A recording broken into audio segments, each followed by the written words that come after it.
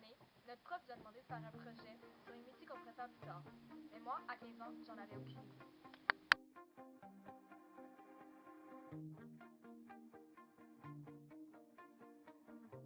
Pour m'aider, j'ai commencé avec l'éthique de la vertu. Premièrement, j'ai fait un test pour trouver mon intelligence dominante. À la fin du test, j'ai eu mon intelligence. Ça me donnait kinesthésique. Ensuite, il fallait que je me trouve un métier. Il y en avait tellement, mais il y en a un qui est sorti du lot. Sculpteur. Je me suis dit que là, ce métier était parfait, car j'allais avec mes mains et créer de nouvelles choses. Après, il fallait que je trouve une valeur dans ce métier. Je me suis dit que l'authenticité est parfaite, car dans ce métier, il faut que tu sois authentique, car tu peux pas copier les œuvres des autres. Après, j'ai fait l'éthique du devoir. Je me suis demandé quel métier était en manque au Québec. Après avoir réfléchi pendant 2 heures, J'ai trouvé infirmière. Avez-vous déjà remarqué que les infirmières sont toujours occupées? En plus, il y a une hausse de cancer, de naissance et de infirmières qui prennent la retraite. Donc, il nous faut plus d'infirmières. La preuve, c'est qu'il y a environ 8,4 infirmières pour 1000 habitants. Et cette statistique abaissée en un an seulement est rendue à 7,4 infirmières pour 1000 habitants. ensuite, il y a l'enjeu éthique. J'ai trouvé que de plus en plus de personnes ne peuvent pas aller voir une infirmière, car elle est réduite.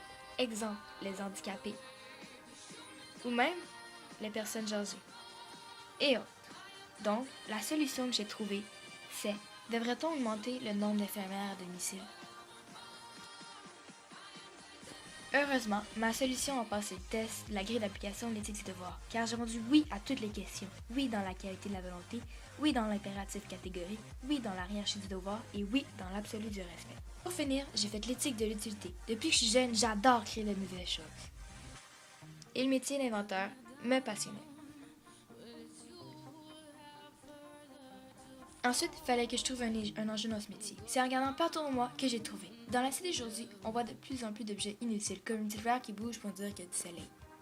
Puis on voit moins d'objets utiles dans la cité, comme de nouvelles technologies de la médecine. C'est pour ça que l'enjeu que j'ai trouvé, Devrait-on diminuer dans la création d'objets inutiles pour économiser pour la création d'objets utiles? pour faire le calcul de l'utile, j'ai trouvé les groupes concernés. Il y a le gouvernement, car ceux qui payent, consommateurs, car ils achètent, et les magasins, car ceux qui le vendent. À la fin de mon calcul de l'utile, j'ai eu comme solution de diminuer la création d'objets inutiles.